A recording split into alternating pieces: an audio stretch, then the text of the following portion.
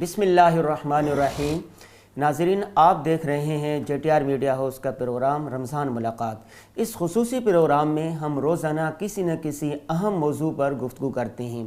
آج جس موضوع پر گفتگو کرنے جا رہے ہیں وہ ہے چاند رات، فلسفہ عید، عید کے مسنون اعمال اور عید کا دن کیسے گزارنا چاہیے۔ اس اہم موضوع پر گفتگو کرنے کے لیے ہم نے اسٹوڈیو میں مدعو کیا ہے حضرت مولانا مفتی محمد صاحب کو۔ حضرت مولانا مفتی محمد صاحب جامعۃ الرشید کراچی کے شیخ الحدیث ہیں اور رئیس دارالافتاء ہیں۔ السلام علیکم ورحمۃ اللہ۔ وعلیکم السلام ورحمۃ اللہ وبرکاتہ۔ مفتی صاحب، رمضان کے آخری ایام بلکہ آخری لمحات چل رہے ہیں، یہ سوال ہوگا سب سے پہلے کہ چاند رات جو ہے جس کو لیلۃ الجائزہ بھی کہتے ہیں، اس میں کوئی عبادت کرنی چاہیے، اس کی کوئی فضیلت ہے؟ جی، بسم اللہ الرحمن الرحیم، نحمدہ ونصلی علی رسولہ الکریم، اما بعد۔ یہ رمضان کے ختم پر عید رات، جسے چاند رات بھی کہتے ہیں، اور جیسے آپ نے کہا کہ حدیث میں اس کو لیلۃ الجائزہ قرار دیا گیا ہے، جی، یہ بڑی اہم رات ہے۔ پورے رمضان مسلمانوں نے عبادت کی، اس میں تلاوت کی، اس میں نوافل پڑھے، تراویح ادا کی، رمضان کے روزے رکھے۔ تو جب اللہ کے بندوں نے اپنی تمام تر مصروفیات کو ایک طرف رکھ کر اور اپنی نفسانی خواہشات کو ایک طرف رکھ کر اور تمام اپنی قومی اور اپنی معاشرتی چیزوں کو آگے پیچھے کر کے اپنے اوقات فارغ کیے اور اللہ کی عبادت کی، تراویح بھی پڑھی، تلاوت بھی کی، ذکر و اذکار بھی کیے، نوافل بھی ادا کیے، زیادہ سے زیادہ نمازوں میں بھی حاضر رہے، تو اب انہوں نے جب اپنی اس وفاداری کا اور اللہ تعالیٰ سے اپنے تعلق کا اظہار کیا تو آخری رات اللہ تعالیٰ نے ان کو نوازنے کے لیے مقرر کی۔ ایک حدیث میں آتا ہے رسول اکرم صلی اللہ علیہ وسلم نے فرمایا کہ پھر اللہ تعالیٰ فرشتوں سے پوچھتے ہیں کہ مجھے یہ بتاؤ کہ اس مزدور کا کیا بدلہ ہے جو اپنا کام پورا کر چکا ہو۔ تو فرشتوں نے کہا کہ یا اللہ، اس کا بدلہ یہی ہے کہ اس کی اجرت پوری دے دی جائے۔ تو اللہ تعالیٰ نے پھر یہ فرمایا کہ تم گواہ رہنا کہ میں نے اس اجتماع میں، عید کے دن جو اجتماع ہوتا ہے، اس اجتماع میں آنے والے سب کو میں نے معاف کر دیا۔ تو لیلۃ الجائزہ جو اس سے پہلی رات ہے، عید رات، چاند رات جس کو کہا جاتا ہے، کہ جب آدمی اپنا عمل پورا کر چکا ہے اور اب اجرت کا مستحق بن چکا ہے تو اللہ تعالیٰ کی طرف سے پھر نوازا جاتا ہے۔ اور پھر اس رات کی ایک فضیلت یہ بھی وارد ہوئی ہے کہ اس رات کو جو بلکہ لیلۃ العیدین، من احیا لیلۃ العیدین لم یمت قلبہ الیوم تموت فیہ القلوب، کہ جو عیدین کی راتوں کو جاگ کر گزارے گا اور ان کو زندہ رکھے گا اور ان کے میں عبادت کا اہتمام کرے گا تو اس کا دل اس دن نہیں مرے گا جس دن سب دل مر جائیں گے۔ تو یہ دل کی زندگی کا ذریعہ ہے اور بہت اہم رات ہے۔ عام طور پر ہوتا یہ ہے کہ جب چاند کا اعلان ہو جاتا ہے تو لوگ ہلے گلے میں، موج مستی میں لگ جاتے ہیں اور خواتین بازاروں میں نکل جاتی ہیں۔ آج کل تو کچھ نکلنا کم ہو رہا ہے کرونا کی وجہ سے، لیکن عام طور پر یہ بازاروں میں رش لگ جاتا ہے، بے تحاشا، مرد بھی، عورتیں بھی، بچے بھی، وہ بازاروں کا رخ کرتے ہیں اور وہ آدھی رات تک خریداری میں اور شاپنگ میں مشغول رہتے ہیں۔ تو یہ تو اللہ تعالیٰ کا انعام لینے کی رات ہے۔ اپنی ضرورات کو مختصر کرنا چاہیے اور بقدر ضرورت پر اکتفا کر کے باقی سارا وقت اللہ تعالیٰ کی عبادت میں گزارنا چاہیے۔ اور بزرگوں کے بارے میں، اسلاف کے بارے میں تو آتا ہے کہ جب وہ رمضان کی عبادت کر لیتے تھے تو اس کے بعد 6 مہینے تک یہ دعا مانگا کرتے تھے کہ یا اللہ، ہم نے جو عبادت کی اسے قبول فرما لے۔ رمضان کا انتظار 6 مہینے کرتے تھے، دعائیں مانگتے تھے کہ ہمیں رمضان کی عبادات نصیب ہو جائیں، اور رمضان میں عبادت کا وہ اہتمام کرتے تھے جس کی کوئی حد نہیں ہے، جس کو اس سے پہلے کے کئی بیانات میں بیان کیا جا چکا ہے کہ وہ پورا قرآن ایک دن میں ختم کرتے تھے، بلکہ امام ابو حنیفہ رحمۃ اللہ علیہ 2 قرآن ختم کرتے تھے، ایک دن میں، ایک رات میں۔ اچھا۔ تو اس طرح عبادت سے وہ رمضان کو آباد رکھتے تھے، اور جب اب آخر میں ان عبادات کے انعام لینے کا وقت آیا تو آدمی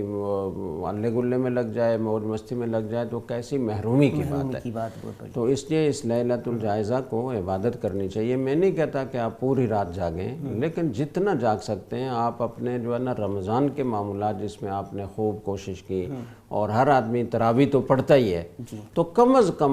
کم اتنا کریں کہ جتنا وقت تراویح میں لگتا ہے اتنی دیر تو عبادت کر لیں، اور کچھ تلاوت کر لیں، کچھ اللہ تعالیٰ سے دعائیں مانگ لیں، تو اس کو بالکل عبادت سے خالی بس چاند نظر آنے پر بالکل ایسے معلوم ہو کہ جی بس عبادت کا زمانہ ختم ہو گیا، بس اب ہم آزاد ہو گئے۔ تو یہ عشاء کی نماز اور فجر کی نماز بھی رہ جاتی ہے، یہ بھی غلط بات ہے، بہت غلط بات ہے۔ جماعت کا اہتمام بھی ہونا چاہیے، اور رات کو کچھ حصہ ضرور عبادت میں گزارنا چاہیے۔ اگر اتنا کر لیں کہ آپ عشاء کے بعد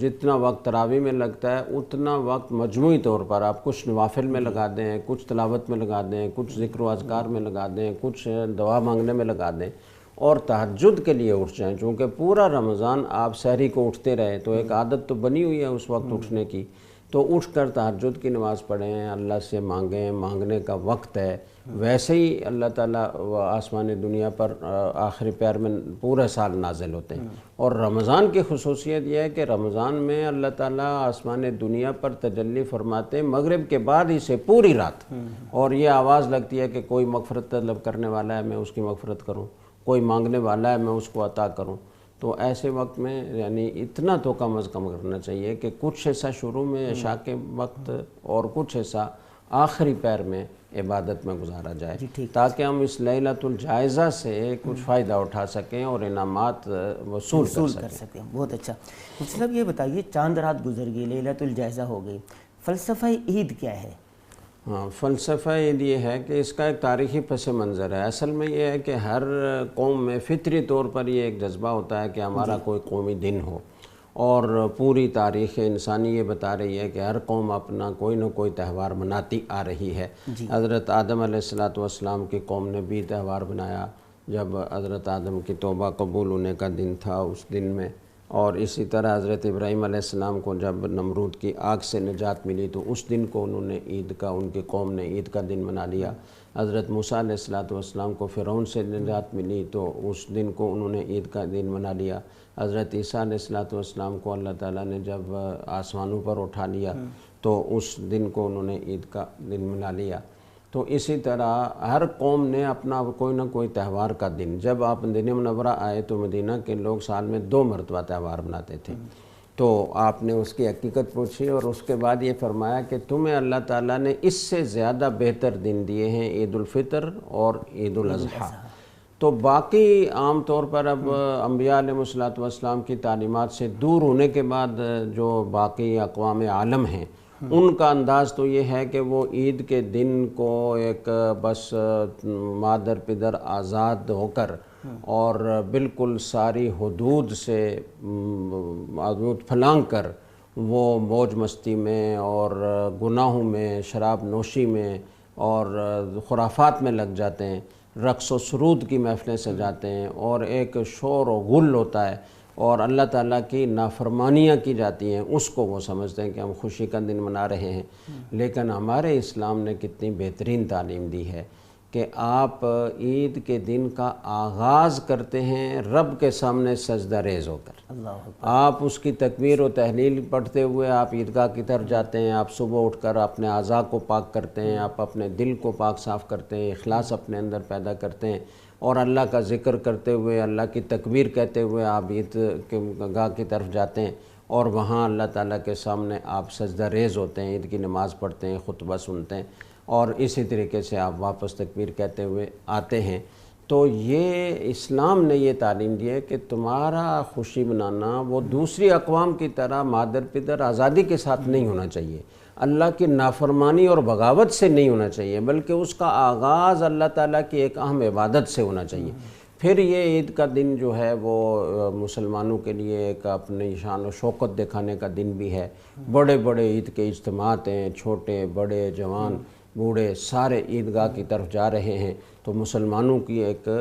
شوکت ظاہر ہوتی ہے کہ اتنی جمعیت ہے، اور پھر یہ اس میں اتحاد اتفاق کا بھی مظاہرہ ہوتا ہے کہ سارے لوگ میدان میں جمع ہیں، امیر غریب کا فرق نہیں ہے، چھوٹے بڑے کا فرق نہیں ہے، کوئی قبیلائی تعصب کوئی وہ اس میں حائل نہیں ہے، سب ایک ہی صف میں کھڑے ہوتے ہیں اور اللہ کے سامنے سجدہ ریز ہوتے ہیں، ایک دوسرے سے ملاقات کرتے ہیں، ایک دوسرے کی ضرورات سے واقف ہوتے ہیں۔ تو مسلمانوں کے اتحاد اور اتفاق کا بھی ایک زبردست مظاہرہ ہوتا ہے۔ مفتی صاحب آپ نے یہ تو فلسفہ عید بیان کر دیا، اور یہ سوال کیا جائے کہ عید الفطر کے مسنون اعمال کیا کیا ہیں؟ جی، عید الفطر کے مسنون اعمال یہ ہیں کہ آپ ایک تو صبح فجر کی نماز باجماعت ادا کریں، اس کے بعد آپ عید کی تیاری میں غسل کریں، مسواک کریں، اچھے سے اچھے کپڑے جو آپ کو میسر ہیں، ضروری نہیں کہ نئے ہوں، لیکن جو اچھے سے اچھے کپڑے آپ کو میسر ہیں وہ زیب تن کریں۔ آپ صلی اللہ علیہ وسلم نے عید کے لیے، جمعہ اور اعیاد کے لیے الگ سے ایک حلہ رکھا ہوا تھا، جوڑا آپ پہنتے تھے، تو یہ اچھی بات ہے کہ جو اچھے سے اچھے کپڑے میسر ہوں وہ زیب تن کیے جائیں اور خوشبو لگائی جائے۔ اور عید الفطر میں خاص طور سے عید کی نماز سے پہلے کچھ نہ کچھ کھا لینا مسنون ہے۔ آپ کھجور کھا لیں، آپ کوئی اور چھوٹی ہلکی پھلکی چیز کھا لیں، کھانے کے بعد عیدگاہ کی طرف جانا چاہیے۔ اور عید کے لیے جس راستے سے آپ جائیں، اصل یہ ہے کہ پیدل جایا جائے، لیکن آج کل چونکہ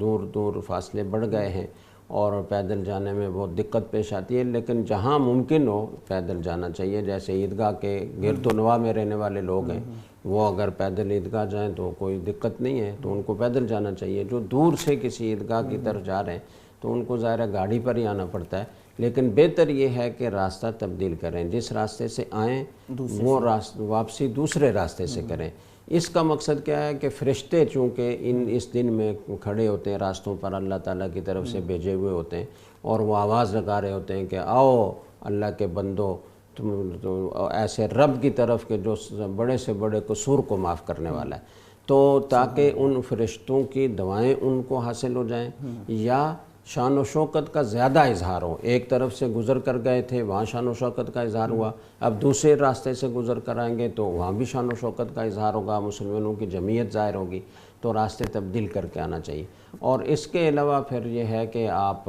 خوشی کا دن ہے، اور جو صدقۃ الفطر ہے یہ بھی ادا کرنا مسنون ہے؟ صدقۃ الفطر بھی مسنون ہے، اور عید کی نماز سے پہلے ادا کرنا مسنون ہے۔ بعض ائمہ کا مسلک تو یہ ہے کہ عید کی نماز ہو گئی تو پھر تو صدقہ فطر کا وقت ہی ختم ہو گیا، لیکن حنفیہ کے نزدیک بہرحال اگر وہ ادا نہیں ہوا تو عید کے بعد بھی ادا کیا جا سکتا ہے، لیکن بہتر وقت اس کا یہ ہے کہ عید سے پہلے پہلے، اور زیادہ بہتر بات صحابہ اکرام کا معمول یہ تھا کہ وہ عید کے 2-3 دن پہلے ادا وہ کرتے تھے، تاکہ لوگ اپنی ضرورت، جو ضرورت مند لوگ ہیں انہی کو دیا جاتا ہے نا، مساکین کو دیا جاتا ہے، تو تاکہ وہ اپنی عید کی ضرورتیں، اپنے بچوں کے کپڑے لینے کی ضرورت ہے تو اس میں خرچ کر سکیں، اور کسی عام ضرورت میں خرچ کرنے کی ضرورت ہے تو اس میں خرچ کر سکیں، تو یہ رمضان ہی میں آخری عشرے میں ادا کر دینا چاہیے۔ کوئی شروع رمضان میں بھی ادا کر دے تو کوئی حرج کی بات نہیں، ادا ہو جاتا ہے، لیکن عید سے مؤخر نہیں کرنا چاہیے، اس کو عید کی نماز سے پہلے پہلے لازماً ادا کرنا چاہیے۔ اور اس کا مقصد یہ ہوتا ہے تاکہ غریب بھی خوشیوں میں برابر کے شریک ہو جائیں، تاکہ خوشی دیکھیں۔ ہمارا معاشرہ اور ہمارے دین کی جو تعلیم ہے وہ تو یہ ہے کہ ہم مسلمان جسد واحد کی طرح ہیں، انما المؤمنون اخوہ، اور المسلم اخو المسلم لا یظلمہ ولا یسلمہ، نہ تو وہ خود اس پر ظلم کرتا ہے مسلمان پر، اور نہ اسے بے یار و مددگار چھوڑتا ہے۔ تو اگر ہمارے معاشرے میں کچھ لوگ ایسے ہیں کہ جو اپنے اس دن کی خوشی کے لیے نہ کپڑوں کا جوڑا لے سکتے ہیں، نہ اپنے بچوں کے جوتے لے سکتے ہیں، اور پھٹے پرانے جوتوں میں، پھٹے پرانے کپڑوں میں عید کرنے پر مجبور ہیں، تو ہماری ذمہ داری ہے کہ ہم اپنے اڑوس پڑوس میں دیکھیں، ہر محلے کے اہل ثروت اگر اپنے محلے کا سروے کر لیں اور وہ دیکھ لیں کہ کون کون لوگ ہیں جو اس کیفیت سے دوچار ہیں، تو وہ ان کے ساتھ بھرپور تعاون کریں تاکہ وہ ان کے بچے بھی ہمارے ساتھ عید کی خوشیوں میں شریک ہو سکیں۔ یہ ہم مسلمان ہونے کے طور پر ہماری ذمہ داری ہے۔ مفتی صاحب، جیسے آپ نے کہا کہ ہر اہل محلہ پر ذمہ داری ہے کہ وہ محلے میں غریب لوگوں، ایسا نہیں ہو سکتا کہ جیسے لوگ یہاں پر خاندانوں میں رہتے ہیں، سارے ہر ایک کے خاندان ہوتے ہیں، خاندان میں کوئی مالدار ہے، کوئی متوسط ہے، کوئی غریب ہے، اور خاندان کے لوگوں کو پتہ ہوتا ہے کہ ہمارے خاندان میں غریب کون سا ہے، اور ہر شخص اپنے غریب خاندان کو دیکھ لے تو سب سے بہتر تو یہی ہے کہ خاندان کے جو اہل ثروت ہیں وہ اپنے خاندان کے غرباء کا خیال رکھیں۔ ایک تو ویسے ان کی ذمہ داری بنتی ہے کہ رشتہ داری ہے، قرابت داری ہے، تو ان کا زیادہ فرض بنتا ہے ایک عام مسلمان کے مقابلے میں۔ اور دوسری بات یہ ہے کہ آپ اگر اپنے رشتہ داروں کو صدقہ دیں گے تو آپ کو دوہرا اجر ملے گا، ایک صدقہ دینے کا اور دوسرا صلہ رحمی کرنے کا۔ تو اس لیے صدقۃ الفطر ہو یا ویسے مالی صدقات ہوں، نفلی صدقات ہوں، ظاہر ہے کہ صدقۃ الفطر کی مقدار تو ایک محدود ہوتی ہے، بعض اوقات وہ کسی خاندان کی ضرورتیں پوری کرنے کے لیے اور وہ خوشیوں میں شرکت کے لیے جن چیزوں کی ضرورت ہوتی ہے وہ آدھی بھی نہیں پوری ہو پاتی۔ تو اہل ثروت کو چاہیے کہ وہ اس موقع پر بس وہ واجب مقدار کو نہ دیکھیں بلکہ دل کھول کر نفلی صدقہ دیں، عطیہ دیں، ہدیہ دیں اپنے رشتہ داروں کو، اور ان کو اپنے ساتھ بھرپور طریقے سے شریک کریں۔ جی اگر رشتہ داروں کو اگر اسی طرح خاندانی طور پر دیکھ لیا جائے تو بہت، ابھی مجھے یاد آیا کہ ہمارے ایک دوست ہیں جاننے والے، اور ان کی برادری بٹ برادری ہے غالباً، یا کیا ہے، بہرحال انہوں نے یہ کیا کہ پوری کراچی میں اس کی مختلف آبادیوں میں، بلدیہ ٹاؤن، شیر شاہ، لانڈی، گیدڑ کالونی، وہ دور دراز کے جو علاقے پسماندہ سمجھے جاتے ہیں، اس میں جو ان کی برادری کے غریب ترین لوگ رہتے تھے، انہوں نے کرونا کی وجہ سے جو مزدور طبقہ تھا، خاص طور سے دیہڑی دار تھے اور چھوٹے ملازم تھے جن کی ملازمتیں ختم ہو گئیں، دیہڑی ختم ہو گئی، تو وہ بڑی مشکل حالات سے دو چار تھے، تو انہوں نے اپنی ہی برادری کے اہل ثروت کو متوجہ کیا اور خود واسطہ بنے، اور لاکھوں لاکھوں کا سامان انہوں نے ان غریب لوگوں تک پہنچایا، راشن ان کے گھروں تک پہنچایا، افطاری کا سامان ان کے گھروں تک پہنچایا۔ تو خاندان کے لوگ، قبیلے کے لوگ، اپنے ہی قبیلے کے، اپنے ہی خاندان کے لوگوں کا خیال رکھیں تو کسی اور کی ضرورت ہی نہیں ہے۔ اور اگر بالفرض کسی جگہ اس کی ضرورت ہے تو اہل محلہ، اپنے محلے کے، اپنے پڑوسیوں کے بھی بڑے حقوق ہوتے ہیں، اور محلے والے درجہ بدرجہ سارے ایک دوسرے کے پڑوسی ہوتے ہیں، تو اس لیے ان کو ایک دوسرے کا بھی خیال رکھنا چاہیے۔ پڑوسی کے تو اتنے حقوق ہیں کہ آپ صلی اللہ علیہ وسلم نے فرمایا کہ مجھے یہ اتنی وصیت کی پڑوسیوں کے حقوق کے بارے میں جبریل علیہ السلام نے کہ مجھے یہ اندیشہ ہونے لگا کہ یہ پڑوسی کو باقاعدہ میراث میں شریک نہ کر دیں، تو اس لیے سب کو خیال رکھنا چاہیے۔ اور اس کو عید ایثار بھی کہا جاتا ہے کہ مطلب اگر کوئی صاحب ثروت ہے، کوئی 4 جوڑے 5 جوڑے لے رہے ہیں، 2-4 ڈلشیں پکڑی ہیں، تو یہ ایثار کر کے ایک جوڑا کم کر لیں اور کسی غریب کو دے دیں۔ اسی طرح راشن کسی غریب کو پہنچائیں۔ آپ اپنی ضرورت کی چیزوں میں تھوڑی سی، ضرورت کیا، ضرورت تو پوری ہو رہی ہے سب کی، خواہشات اس میں تھوڑی سی کمی کر کے کسی غریب کا دل خوش کر دیں اور اس کو خوشیوں میں شریک کر دیں۔ جی بہت شکریہ مفتی صاحب۔ ناظرین، آپ نے دیکھا کہ حضرت مفتی محمد صاحب نے چاند رات کی کس قدر فضائل بیان کیے ہیں، لہذا آپ نے چاند رات کو عبادت کرنی ہے۔ اسی طرح فلسفہ عید بیان کیا اور اس کے بعد کہا کہ یہ عید والے دن آپ نے اپنے غریب رشتہ داروں کا خیال رکھنا ہے، اہل محلہ کو جو محلے میں غریب ہے ان کا خیال رکھنا ہے، آپ نے کسی نہ کسی غریب کو جوڑا دینا ہے، اس کو عیدی دینا ہے، اس کا خیال رکھنا ہے، کسی کے آنسو پوجنے ہیں۔ اللہ تعالی ہم سب کو اس پر عمل کرنے کی توفیق عطا فرمائے۔ وآخر دعوانا ان الحمد للہ رب العالمین۔